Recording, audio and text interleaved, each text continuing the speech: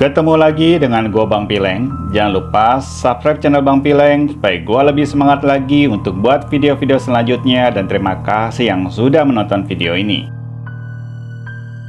Ini adalah kisah yang dialami Ferry ketika pulang kampung ke rumah kakek yang berada di Jawa Tengah. Sejak kedua orang tua Ferry meninggal, Ferry tidak lagi pulang ke kampung sejak 5 tahun belakangan ini. Bersama adiknya bernama Tora, dia sengaja mengunjungi kakek karena mendapat kabar kalau kakek sedang sakit.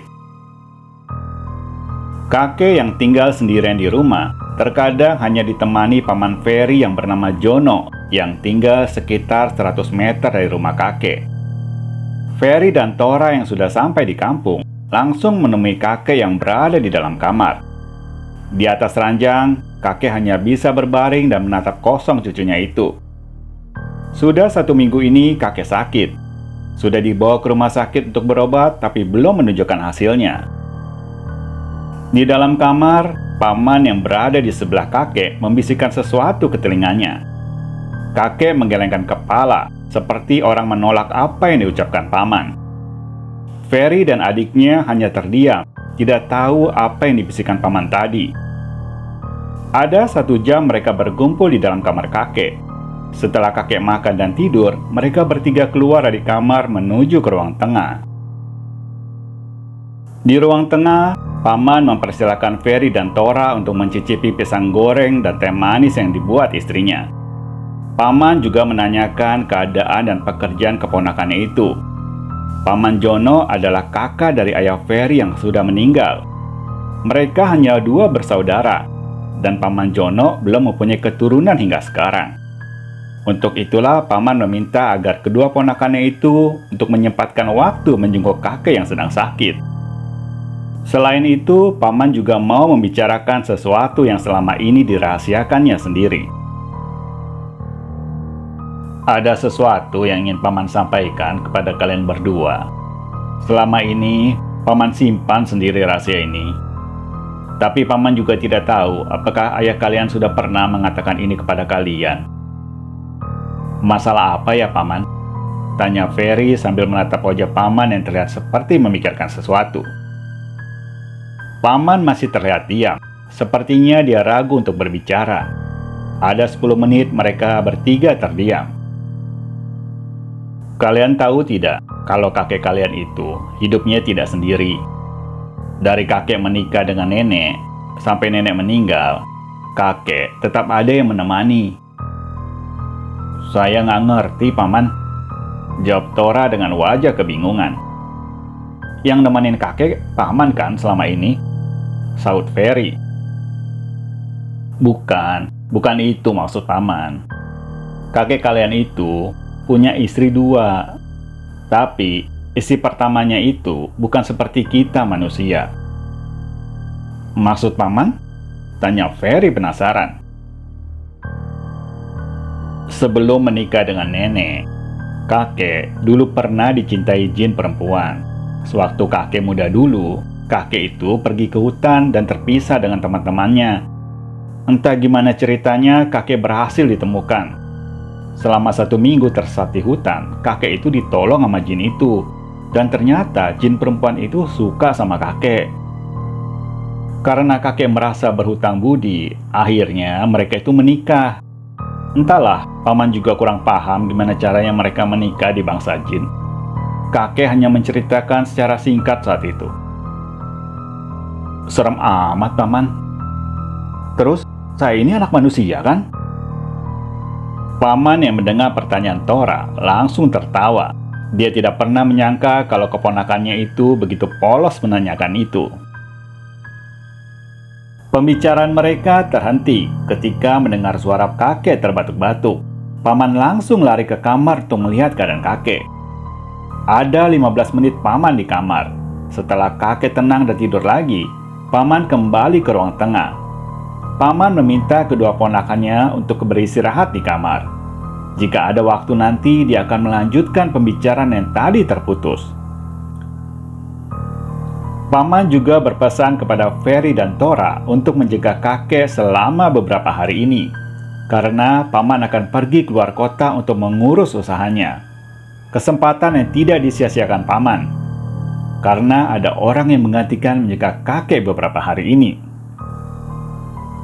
Kebesokan pagi, paman sudah tidak berada di rumah. Dia sudah pergi untuk mengurus usahanya. Hanya istri paman yang membawakan makanan untuk sarapan kakek. Untuk tidak merepotkan istri paman, Ferry berbelanja sayuran mentah dan keperluan lainnya untuk dimasaknya nanti siang dan beberapa hari. Jadi, Bibi tidak perlu lagi membawa makanan untuk mereka. Setelah memandikan dan memberi makan kakek, Ferry terlihat sibuk di dapur memasak masakan untuk siang dan malam nanti. Berbeda dengan Tora, dia yang sedang duduk santai di teras rumah, tiba-tiba berdiri. Dari wajahnya seperti memikirkan sesuatu. Kakinya melangkah ke dapur menemui Ferry. Ferry yang baru selesai memasak melihat adiknya berdiri di depan pintu kamar yang tertutup. "Ngapain lu di situ?" Tora hanya terdiam. Dia memandangi pintu itu, seperti mencari sesuatu. "Kak, lu ingat nggak waktu dulu ayah selalu ngelarang kita berdiri di depan pintu ini?" "Ingat," jawab Ferry sambil menghampiri Tora dan berdiri tepat di sampingnya. "Rumah kakek kan 2 lantai, tapi selama kita kesini waktu kecil, nggak pernah lihat tangga buat naik ke lantai 2. Gue jadi penasaran, sejak paman bilang kakek punya istri dari bangsa jin. Dan kenapa ayah selalu marah kalau kita berdiri di depan pintu ini?" tanya Tora sambil mencoba menarik handle pintu. Berkali-kali tangan Tora menarik handle pintu, tapi pintu itu tidak terbuka, sepertinya terkunci. Ferry mencoba membantu membuka pintu, tapi tetap saja pintu itu tidak terbuka. "Jangan-jangan ini tangga yang menuju ke lantai 2, Kak. Tapi pintunya dikunci. Terus lu mau ngapain naik ke lantai 2?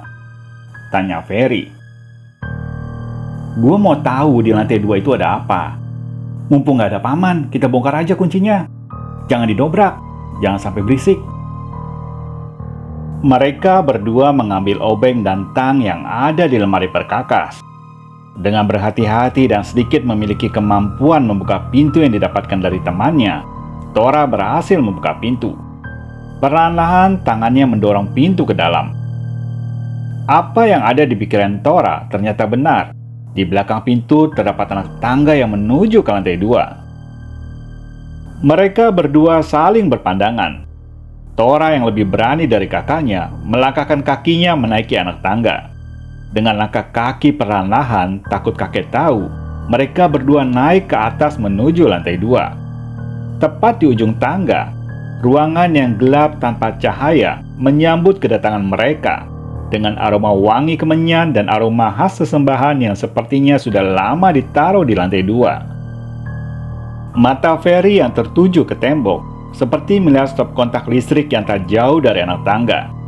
Dengan meraba tembok karena gelap, Ferry berhasil menekan stop kontak dan cahaya lampu yang remang-remang menyinari ruangan di lantai 2. Mata mereka langsung melihat seisi ruangan yang begitu luas.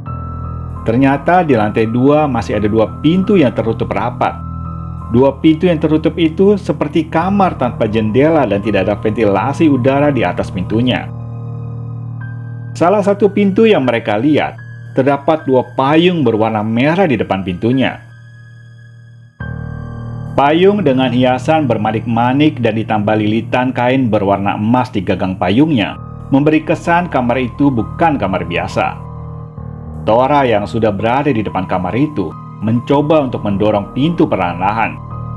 Tapi pintu itu tidak terbuka. Matanya tertuju ke handle pintu. Secara perlahan-lahan handle pintu ditekannya. Pintu mulai terbuka sedikit. Tora melihat ke arah Ferry, seperti ada keraguan untuk masuk ke dalam. "Lu mau masuk ke dalam?"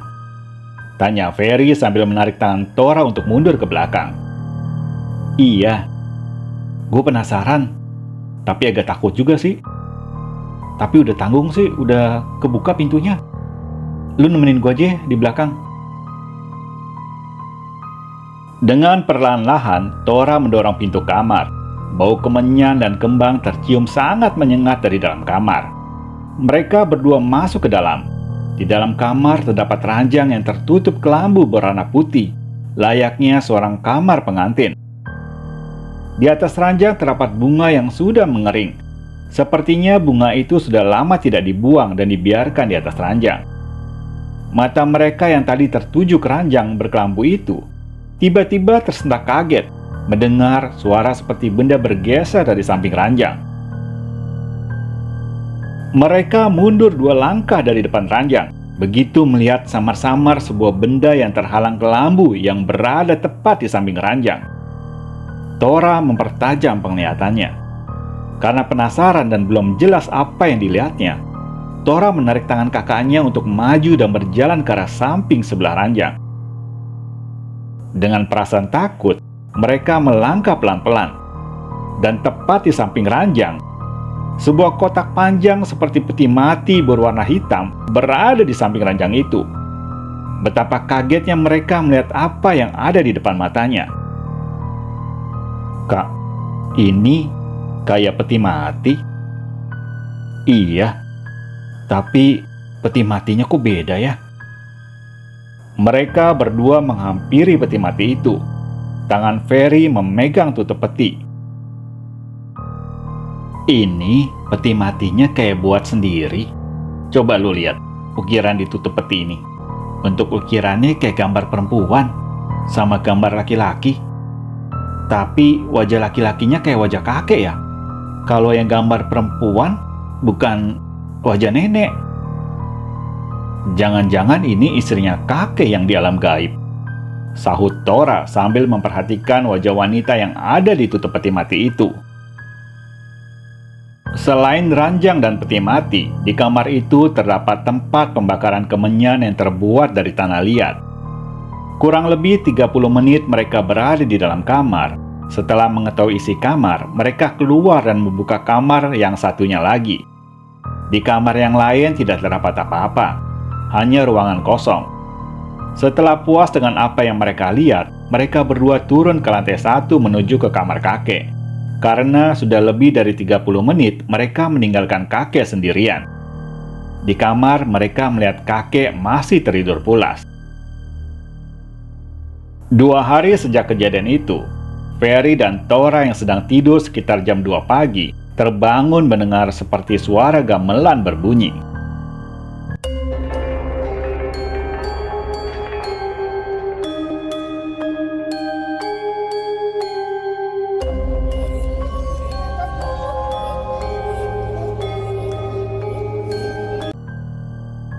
Ferry yang lebih dulu mendengar suara gamelan membangunkan adiknya. Mereka sama-sama mendengar suara gamelan itu. Sepertinya suara itu berasal dari lantai 2. Ferry mencegah Tora untuk keluar dari kamar. Dia mengingatkan adiknya, mungkin saja yang datang itu istri ayah yang berasal dari alam jin untuk menemani suaminya. Jadi, Ferry tidak mau Tora sampai mengganggu apa yang sudah selama ini kakek jalani bersama istri gaibnya itu. Tora yang penasaran tidak menghiraukan kakaknya. Dia berdiri dan berjalan ke pintu kamar. Telinganya ditempelkan di pintu kamar. Suara gamelan tetap terdengar walaupun samar-samar. Tangannya mulai membuka handle pintu. Dia melirik ke arah Ferry, seakan-akan mengajaknya untuk ikut dengannya. Karena penasaran juga, akhirnya Ferry berjalan menghampiri Tora. Dengan melangkah pelan-pelan, mereka berdua sudah berada di luar kamar. Tora membisikkan sesuatu ke telinga kakaknya. Mereka berdua berjalan ke kamar kakek. Tepat di samping kamar, mereka mendengar suara kakek sedang berbicara dengan seseorang. Tora dan Ferry saling bertatapan. Mereka terdiam dan mempertajam pendengarannya. Mereka berdua tidak mengerti apa yang kakek bicarakan, dan belum pernah mendengar logat bahasa yang kakek bicarakan itu. Dengan perlahan-lahan, Tora memajukan kepalanya untuk mengintip dari balik pintu. Ferry yang tidak bisa mencegah adiknya itu hanya terdiam. Dengan sedikit rasa takut, Tora melihat ke dalam kamar kakek. Dari balik pintu, Betapa terkejutnya Tora melihat di samping kakek berdiri seorang wanita dengan mengenakan kebaya berwarna hijau dan bermahkotakan emas di kepalanya, layaknya seorang putri kerajaan, dan wanita itu memiliki rambut hitam yang terurai panjang, sedang memegang tangan kakek. Seperti mengetahui ada orang lain yang melihat mereka, wanita itu menoleh ke samping melihat ke arah pintu. Karena takut ketahuan, Tora yang melihat wajah wanita itu langsung bersembunyi di balik pintu kamar. Tapi dia sempat melihat kecantikan wajah wanita itu. Wajahnya sangat cantik. Tora langsung menarik tangan Ferry untuk kembali ke kamar mereka. Di kamar, Tora menceritakan apa yang dia lihat barusan. Malam itu mereka tidak tidur. Sekali-sekali mereka bergantian melihat kakek di kamar seorang diri. Kakek nampak seperti orang tertidur pulas. Kebesokan paginya, Ferry yang sudah berada di kamar untuk memandikan kakek membatalkan niatnya. Karena kakek terlihat masih tidur dan tidak tega untuk membangunkannya. Sampai jam 9 pagi, kakek juga belum bangun. Ferry dan Tora yang berada di ruang tengah tersentak kaget karena pintu di ruang utama diketuk dari luar. Dengan cekatan, Ferry membuka pintu. Ternyata istri paman yang mengetuk pintu, membawakan bubur kacang hijau untuk kakek dan keponakannya. Ferry memberitahu kalau kakek belum bangun dari pagi. Istri paman yang mendengar itu langsung menghampiri kakek diikuti Ferry dari belakang. Istri paman mencoba membangunkan kakek dengan menggerakkan badan kakek. Tubuh kakek tidak bergerak sedikit pun. Ferry mencoba untuk memegang tangan kakeknya. Dirabanya pergelangan tangan kakek. Ferry tersentak kaget karena tidak ada denyut nadi. Jari tangan Ferry diarahkan ke hidung kakek. Mata Ferry menatap istri paman. Kakek nggak ada nafasnya. Istri paman yang kaget langsung berlari keluar rumah meminta pertolongan tetangganya. Beberapa tetangga berdatangan dan memanggil dokter setempat untuk memastikan keadaan kakek. Setelah dokter datang dan diperiksa, dokter menyatakan kalau kakek telah meninggal. Bibi yang sedari tadi menangis memeluk kakek yang terbaring kaku di atas ranjang. Begitu juga dengan Tora dan Ferry. Mereka tidak pernah menyangka kalau kakek secepat itu pergi. Baru beberapa hari mereka datang, ternyata kakek telah meninggalkan mereka untuk selamanya. Paman yang diberi kabar sejak pagi sudah tiba di rumah kakek. Persiapan pemakaman kakek dikerjakan dan dibantu beberapa tetangga dan kerabat paman.